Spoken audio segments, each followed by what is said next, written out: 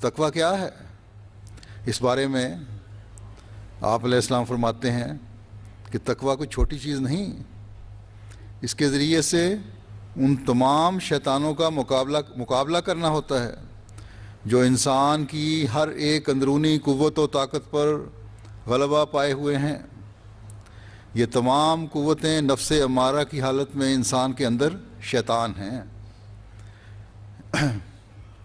نفس امارہ نفس کی ایسی حالت کو کہتے ہیں جو بار بار بدی کی طرف لے جاتا ہے۔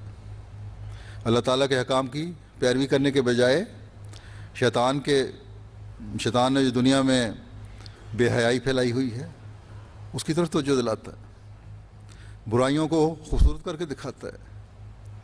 فرمایا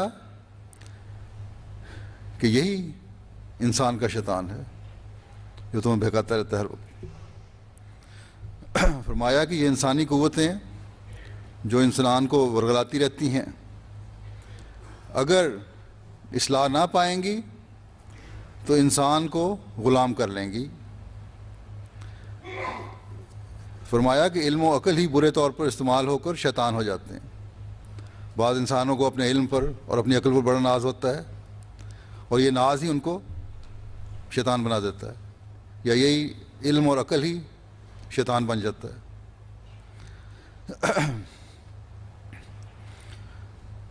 متقی کا کام ان کی اور ایسا ہی اور دیگر کل قوا کی تعدیل کرنا ہے۔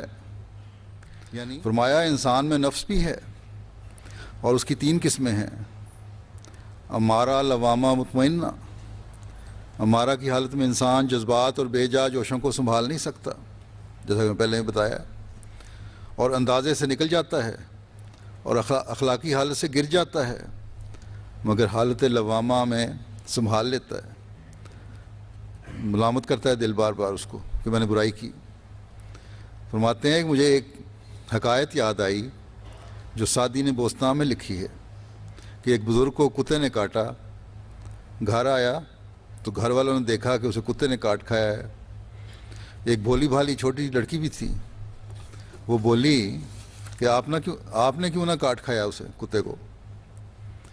اس نے جواب دیا، بیٹی، انسان سے کتپن نہیں ہوتا۔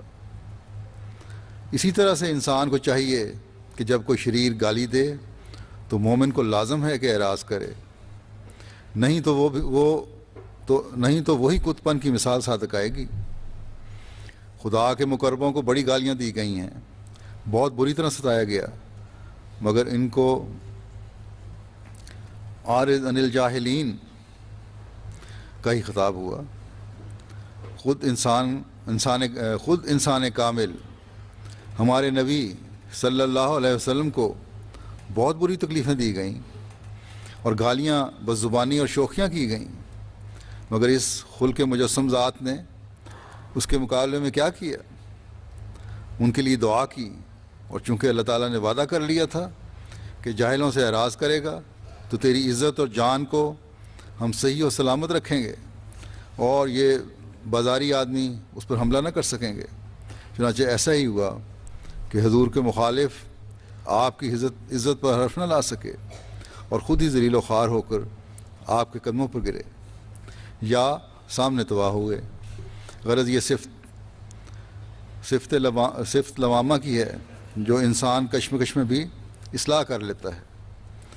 روزمرہ کی بات ہے، اگر کوئی جاہل یا اوباش گالی دے یا کوئی شرارت کرے، جس قدر اس سے اعراض کرو گے اسی قدر عزت بچا لو گے، اور جس قدر اس سے مٹھ پھیڑ اور مقابلہ کرو گے تباہ ہو جاؤ گے اور ذلت خرید لو گے۔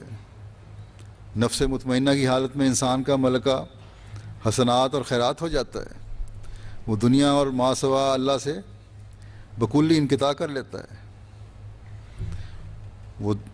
وہ دنیا میں چلتا پھرتا اور دنیا والوں سے ملتا جلتا ہے، لیکن حقیقت میں وہ یہاں نہیں ہوتا۔ جہاں وہ ہوتا ہے وہ دنیا اور ہی ہوتی ہے، اور وہاں کا آسمان اور زمین اور ہوتی ہے۔